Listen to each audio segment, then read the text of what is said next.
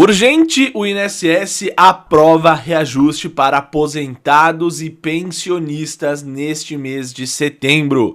Sejam bem-vindos. Nesse vídeo eu vou explicar uma notícia urgente que acaba de sair, de ser confirmada e surpreende ali milhares de brasileiros que recebem a aposentadoria ou pensão e que vão ter um aumento direto no seu salário agora em 2025. E não importa se você ganha um salário mínimo ou acima, todos os beneficiários desta lista que eu vou passar serão contemplados com o reajuste. E tem mais, além desse aumento, uma segunda boa notícia foi revelada. Quem contratou empréstimo consignado nesse ano pode ter direito a uma devolução nos valores que pode chegar em até R$5.000 ou até mais, dependendo do valor do seu contrato. Isso significa que, em vez de pagar, você pode receber um valor de volta, um valor que nunca deveria ter saído aí do seu bolso. Então, fique comigo até o final, porque nesse vídeo nós vamos falar o seguinte: quais aposentados e pensionistas vão ter direito a esse aumento em 2025, qual será a porcentagem desse reajuste e como calcular o seu novo salário. E terceiro ponto, como funciona a devolução desses valores de empréstimos consignados e como você pode solicitar o seu dinheiro de volta. Essa pode ser uma oportunidade de mudar a sua renda nesse ano, então não perca nenhum detalhe. Sejam muito bem-vindos, meus amigos aposentados, minhas amigas aposentadas e pensionistas. É sempre um prazer enorme receber você aqui.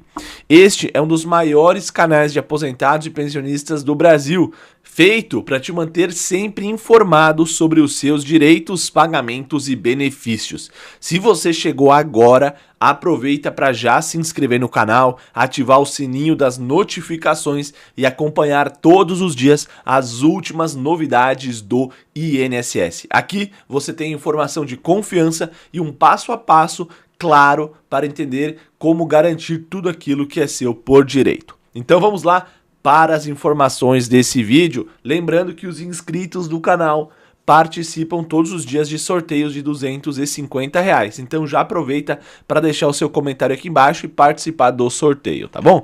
Vamos lá para as notícias, pessoal, sem mais delongas. O INSS confirmou que milhares de brasileiros aposentados, pensionistas, terão o direito a um aumento no seu salário agora em 2025.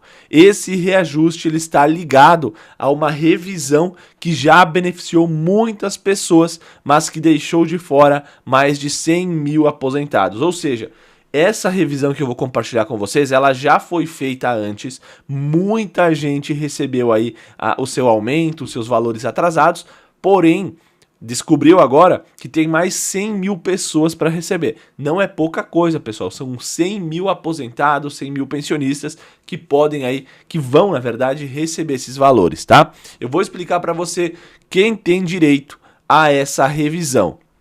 Vão ser aqui 4 grupos, tá? Aposentados por invalidez, pessoal que recebe o auxílio-doença, quem tem pensão por morte e quem recebe o auxílio-acidente, tá? Essas pessoas vão ter direito a receber esse aumento dado por essa revisão. Que revisão é essa? É a revisão do artigo 29, tá? Parte da Lei 8.213 de 91 e define como o INSS deve calcular os valores dos benefícios.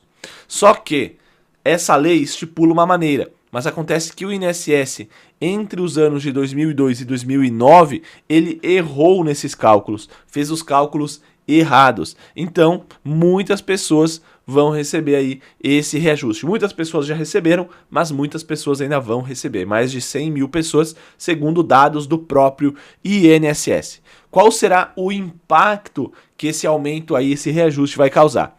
A correção pode gerar para você um aumento mensal no valor da sua aposentadoria ou pensão e um pagamento retroativo, ou seja, valores acumulados de anos anteriores que não foram pagos corretamente. Estima-se que cerca de 150 mil aposentados e pensionistas possam receber essa revisão ainda em 2025. Se você desconfia que seu benefício foi concedido nesse período, o ideal é conferir o seu extrato no aplicativo Meu INSS, procurar um advogado previdenciário para analisar a sua situação. Essa revisão pode garantir um aumento significativo na sua renda e ainda valores extras em forma de retroativos. Então vale a pena você ficar de olho para ver se tem direito a essa revisão. Como eu falei para vocês, essa revisão do artigo 29, pessoal, não é de hoje, já vem aí há um bom tempo sendo discutida. Muita gente já se beneficiou, já recebeu os retroativos, mas mais de 150 mil ali, segundo o que o INSS estima, entre 100 mil e 150 mil pessoas, ainda vão receber. Então tem bastante gente para receber. Compartilhem esse vídeo, tá? Segunda informação, pessoal, devolução de valores de empréstimos consignados. Aposentados e pensionistas com empréstimos consignados podem receber até R$5.000 de volta. Para você entender de onde vai vir esse dinheiro, eu vou explicar agora o que é o seguro prestamista. Ela é uma cobrança incluída nos contratos de empréstimos consignados para cobrir casos de morte ou invalidez. Na prática, a maioria dos segurados não utiliza esse recurso. E em mais casos, tá? Em muitos casos, essa cobrança é feita de forma abusiva, sem que o aposentado fosse devidamente informado. Então, como funciona essa devolução? Se você contratou um empréstimo consignado, existe grande chance de ter pago esse seguro sem você saber. A boa notícia é que é possível pedir a devolução do valor integral, que pode ultrapassar R$5.000.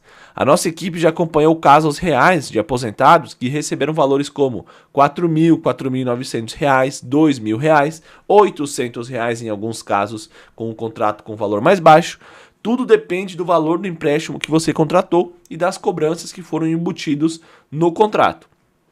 Agora você me pergunta, eu preciso entrar com uma ação judicial, eu preciso entrar com uma ação contra o banco para receber esses valores de volta, né, para solicitar a devolução e o cancelamento desses descontos.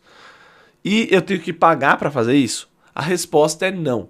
O processo para você pedir a devolução pode ser feito sem um custo inicial e muitos aposentados já conseguiram receber esse dinheiro. Muitos escritórios de advocacia trabalham da seguinte maneira: você vai até o advogado, explica seu caso, ele analisa e ele inicia um processo. Você não paga nada para iniciar esse processo. Depois, quando você receber os valores ali, né, vamos supor que você tem para receber R$4.000, o advogado vai falar, então é o seguinte, 20% desse valor aqui é meu, né, como forma ali dos honorários do advogado, por ter iniciado esse processo, e você fica com o 80% restante do valor. Então, para você iniciar, não tem custo nenhum. Você só vai pagar alguma coisa caso você ganhe essa ação e receba o seu dinheiro de volta, que é um dinheiro que você não receberia em outros casos. Então, é muito importante, caso você se sinta aí no seu direito de solicitar essa devolução do seguro prestamista, você pode assim fazer, ok?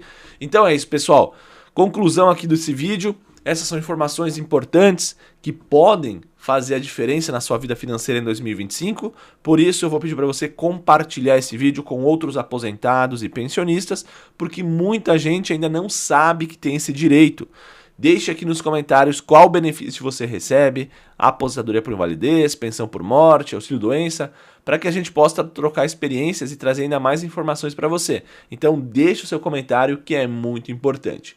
Um grande abraço, muita força e até o próximo boletim informativo aqui nesse mesmo canal. Agora eu deixo para você uma explicação mais aprofundada sobre esses temas nesse mesmo vídeo, caso você queira continuar assistindo. Bem-vindos à nossa análise de hoje. Vamos mergulhar em informações, olha, que podem ser bem importantes para aposentados e pensionistas do INSS. Olá! A gente se baseou num vídeo recente, lá do canal Tudo Sobre INSS, no YouTube, e o material que a gente viu levanta 2 pontos principais, tá? Primeiro, uma revisão de benefícios, que, segundo eles, foi aprovada pelo INSS. Isso pode significar uma graninha extra no bolso de alguns. E o segundo ponto é a chance de recuperar valores que foram pagos em seguros, aqueles seguros de empréstimo consignado, sabe? Certo. 2 temas quentes. Exato. Então, nossa missão aqui é destrinchar os detalhes, né? Quem, segundo o que eles apresentaram lá, pode ter direito a esses valores, como é que funciona isso na prática e o que o vídeo sugere, assim como próximos passos. Vamos lá. Ok, vamos começar a desembrulhar isso. O primeiro grande ponto que eles trazem é a tal da revisão do artigo 29. A fonte que a gente analisou fala com bastante ênfase, viu, Dizem que é uma nova revisão com pagamentos que, olha só, estariam previstos para 2025. 2025. Mencionam o potencial aumento de salário para aposentados e pensionistas e, segundo eles, vale tanto para quem ganha salário mínimo quanto para quem ganha acima. O nome que eles usam é esse, revisão do artigo 29. O que é isso exatamente? Então, é super importante colocar isso em contexto, né? O artigo 29 não é de agora. Ele faz parte da Lei 8.213, lá de 1991. Essa lei é, tipo assim, a base de tudo para benefícios da Previdência aqui no Brasil. Certo, a lei principal. Isso. E, de forma bem simples, o artigo 29 define como se calcula o salário de benefício. Pensa nesse salário de benefício como a média das contribuições da pessoa. É essa média que vai definir o valor da aposentadoria ou da pensão dela. Entendi. É a base do cálculo, então. Mas e a revisão desse artigo? O que a nossa fonte fala sobre isso? O vídeo aponta para um período bem específico, né? Exatamente. O vídeo foca no período entre 17 de abril de 2002 e 17 de abril de 2009. A alegação central é que durante esses 7 anos, o INSS pode ter errado na fórmula de cálculo para alguns tipos de benefício. Ah, um erro de cálculo do próprio INSS. É o que a fonte alega. E o ponto-chave da questão, segundo o material que a gente viu, está justamente em como essa média era calculada. A fonte diz que nesse período aí, o INSS teria usado 100% das contribuições para fazer a média. 100%? Todas elas? Todas. Inclusive aquelas 20% menores contribuições, os salários mais baixos que a pessoa teve, entravam todos na conta para fazer a média. Ué, e qual seria o problema disso? Não parece até mais justo usar tudo? Pois é, parece, mas aí que está o pulo do gato. Segundo a fonte, o problema, conforme eles argumentam, é que a regra correta para aquela época mandava descartar justamente esses 20% menores salários. Ah, tinha que jogar fora os menores. Tinha. A média deveria ser feita só com base nos 80% maiores salários de contribuição. Pensa numa média de notas da escola, né? Se você pudesse tirar as piores notas antes de calcular a média final. Sua média ia subir, claro. Exato. A lógica aqui é a mesma. Ao incluir os salários mais baixos, que deveriam ter sido descartados, o INSS teria, segundo a fonte, chegado a um salário de benefício menor do que deveria. Sistematicamente. Entendi completamente agora. Uma média menor na base significa, claro, um benefício menor todo mês. Então, tá. Quem exatamente, de acordo com o vídeo, pode ter sido prejudicado por esse suposto erro e teria direito a essa revisão? Olha, a fonte é bem clara quanto a isso. O direito à revisão seria só para benefícios que começaram a ser pagos, ou seja, a data de início do benefício, a DIB, caiu dentro daquele intervalo, 17 de abril de 2002 a 17 de abril de 2009. Certo, dentro dessa janela de 7 anos. Isso. E não é para qualquer benefício não, tá? Os que eles mencionam especificamente são, primeiro, benefícios por incapacidade. Aí entra aposentadoria por invalidez. Que hoje chama aposentadoria por incapacidade permanente, né? Exato. E também o antigo auxílio-doença, que hoje é o auxílio por incapacidade temporária. Depois, pensão por morte. E, por último, o auxílio-acidente. Então é um grupo bem delimitado. Data específica, tipos de benefícios específicos. A fonte dá alguma ideia do porquê justamente esses benefícios foram afetados por essa regra de cálculo naquele tempo? O vídeo não entra assim num detalhe técnico profundo do porquê só esses, mas dá para entender que a forma de calcular que usava essa média dos salários de contribuição com a regra dos 80% maiores era mais comum para esses benefícios de incapacidade e pensão, sabe? Justamente nesse período de 2002 a 2009.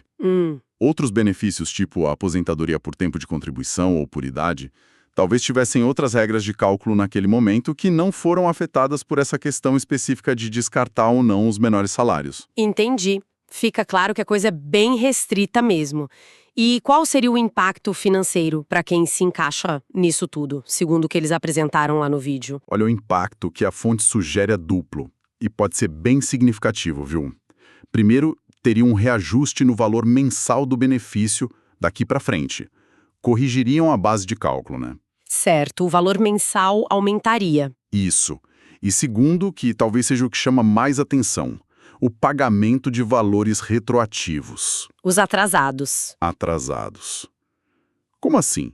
Seria a diferença acumulada entre o que a pessoa recebeu com o cálculo supostamente errado e o que ela deveria ter recebido com o cálculo certo, mês a mês, desde o dia que o benefício começou a ser pago lá atrás. Nossa. Isso pode ser uma grana considerável, dependendo do tempo e da diferença, imagino. A fonte dá uma ideia da dimensão disso? Tipo, quantas pessoas ainda poderiam estar esperando essa correção? Sim, eles mencionam uns números bem expressivos. Falam que, embora muitos casos já tenham sido pagos ao longo dos anos por acordo judicial, processo, etc., porque essa revisão não é exatamente nova, né?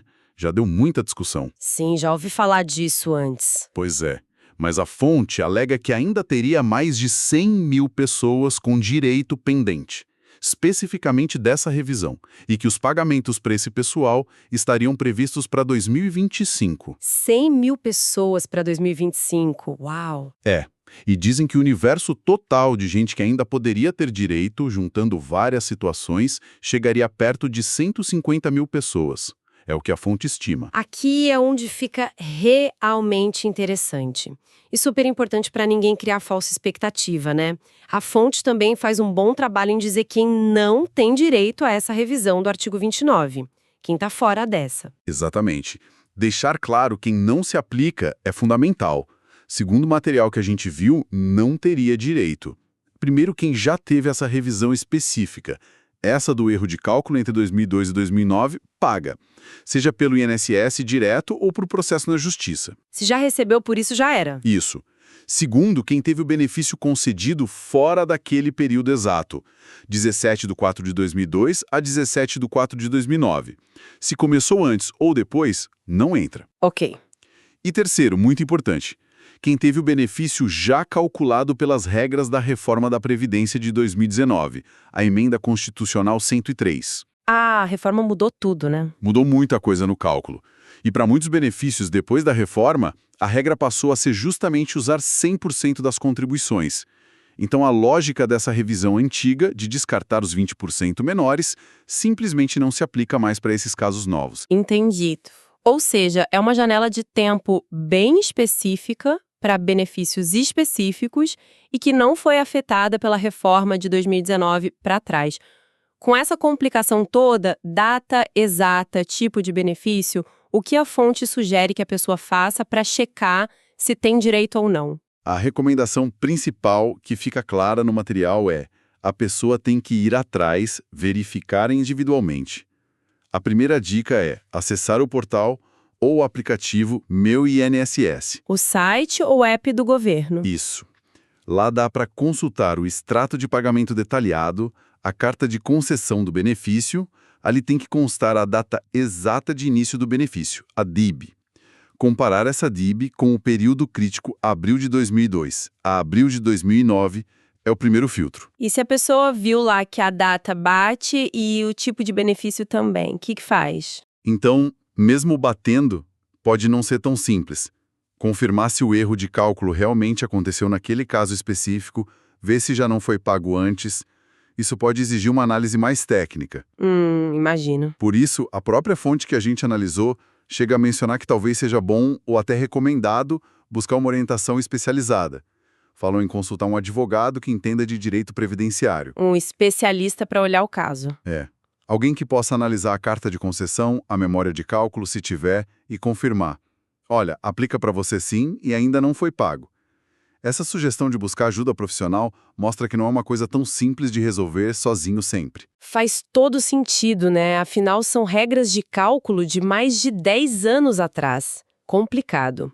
Agora, mudando um pouquinho de assunto, mas ainda nessa linha de possível dinheiro a receber para aposentados e pensionistas, a fonte que a gente viu também levanta outro ponto, sobre uma despesa comum.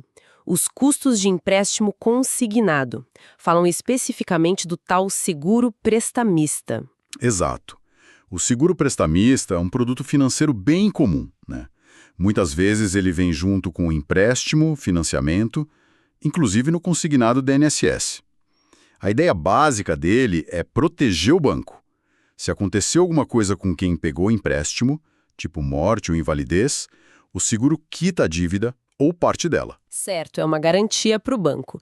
E qual é a polêmica que a fonte levanta sobre esse seguro? Porque alguém poderia querer o dinheiro de volta. O ponto central que o vídeo traz é que contratar esse seguro, apesar de ser oferecido direto pelos bancos, talvez não seja obrigatório para conseguir um empréstimo consignado.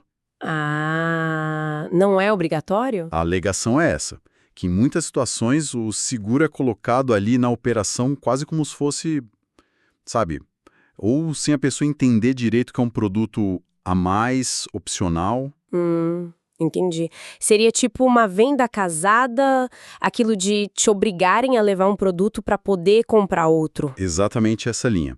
A fonte sugere essa possibilidade. Se o seguro foi empurrado como condição para liberar o dinheiro, ou se o consumidor não foi bem informado que era opcional, quanto custava, aí poderia ter base para questionar essa cobrança e pedir o reembolso do que foi pago de seguro. E a lei permite isso?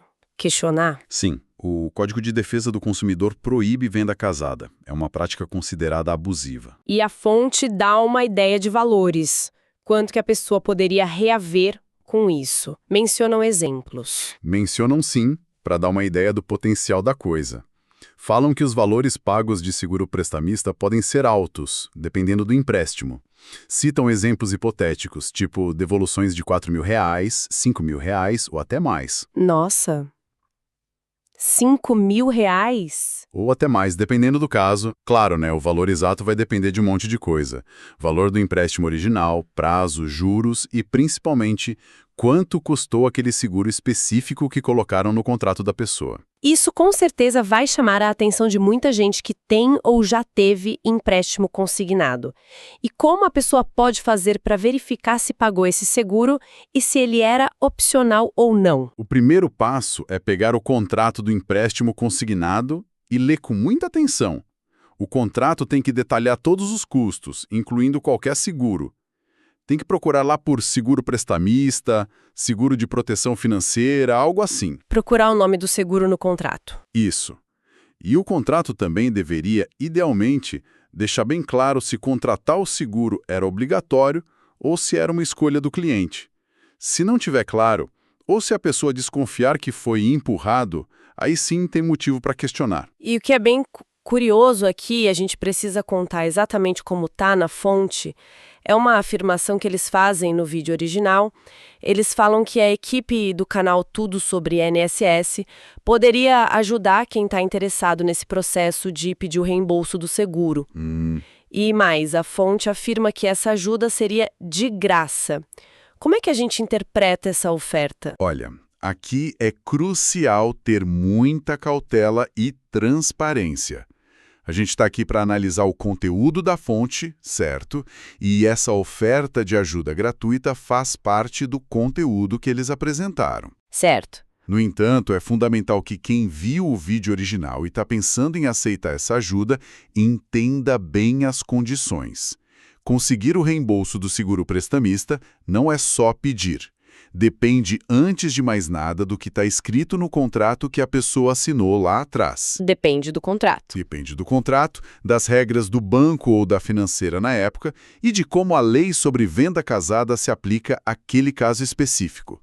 Não é automático. Ou seja, não é uma garantia de reembolso para todo mundo que teve consignado com o seguro. Nem pensar, de jeito nenhum. Cada caso é um caso. Pode ter situações em que o seguro foi oferecido claramente como opcional e a pessoa escolheu contratar. Pode ter contrato antigo, com regra diferente. A ajuda que a fonte menciona talvez possa auxiliar a organizar os papéis, a fazer o pedido para o banco. Mas o sucesso do pedido vai depender dessa análise individual. É sempre bom entender direitinho o que essa ajuda de graça cobre e o que acontece se o banco negar o pedido. Aí pode ser preciso ir para o PROCON ou até para a Justiça. Isso me leva a um ponto importante. A necessidade de prestar atenção nos detalhes dos contratos, né? Muitas vezes a pessoa está precisando do dinheiro, aí assina meio correndo, e esses detalhes, como seguros, podem passar batido. Sem dúvida nenhuma. Contrato de banco já é complicado, né? A linguagem é técnica, às vezes tem pressão para assinar logo. Aí acontece isso. O consumidor não entende tudo que está assinando. Essa questão do seguro prestamista que a fonte levantou É um ótimo exemplo de custo adicional que pode ser incluído. Só depois a pessoa percebe ou questiona. É verdade. Isso só reforça como é importante ler tudo com calma, perguntar o que não entendeu e, se não sentir segurança, buscar uma segunda opinião antes de assinar qualquer coisa, principalmente empréstimo. Bem colocado. Então, tá. Fazendo um balanço do que a gente explorou hoje, com base nesse material do canal Tudo sobre INSS, o que dá para tirar como principais conclusões? Pontos de atenção. Olha, a análise de hoje trouxe duas frentes principais onde aposentados e pensionistas poderiam, segundo a fonte, ter algum ganho financeiro. A primeira é a revisão do artigo 29. Aquela do cálculo errado entre 2002 e 2009. Exato. Possibilidade de corrigir o cálculo de benefícios específicos, auxílio-doença, invalidez, pensão ou auxílio-acidente, concedidos só naquele período. O resultado, se a pessoa tiver direito e for confirmado, seria um aumento mensal e o pagamento dos atrasados. Mas, reforçando, a elegibilidade é super restrita e depende de confirmação. Certo. E a segunda frente? A segunda é essa possibilidade de reaver o dinheiro pago como seguro prestamista nos empréstimos consignados. A base para isso, segundo a fonte, seria o seguro não ser obrigatório e talvez ter sido uma venda casada ou faltou informação clara na hora de contratar. Os valores podem ser bons, mas depende do contrato. Exatamente. Pode ser relevante, mas a chance de conseguir de volta depende da análise do contrato específico e da lei. Então, nos dois casos, a palavra-chave parece ser verificação individual. Nada é garantido para todo mundo de cara. Perfeito. Tanto a revisão do artigo 29 quanto o reembolso do seguro exigem uma análise caso a caso. Para a revisão, os filtros de data e tipo de benefício são cruciais e tem que confirmar o erro e que não foi pago antes. Para o seguro, olhar o contrato assinado é o começo de tudo. E não é simples, né? Não é. A complexidade, principalmente na revisão, é tanta que a própria fonte sugere buscar ajuda especializada. Um advogado previdenciário, talvez um especialista em direito do consumidor por causa do seguro. Alguém para avaliar as chances reais e os caminhos a seguir. Isso leva a gente para uma reflexão final que essa análise toda provoca. Se o material aponta para a possibilidade de erros do próprio INSS no passado, no cálculo dos benefícios, e também para a inclusão de custos extras, talvez questionáveis, em contratos financeiros como esse seguro. Fica a pergunta: será que os beneficiários e os consumidores em geral precisam ficar mais ligados, mais atentos aos extratos, às cartas de concessão e, principalmente, a cada detalhezinho dos contratos que assinam? É uma provocação muito pertinente.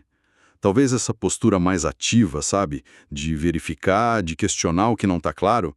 Talvez isso seja uma ferramenta importante.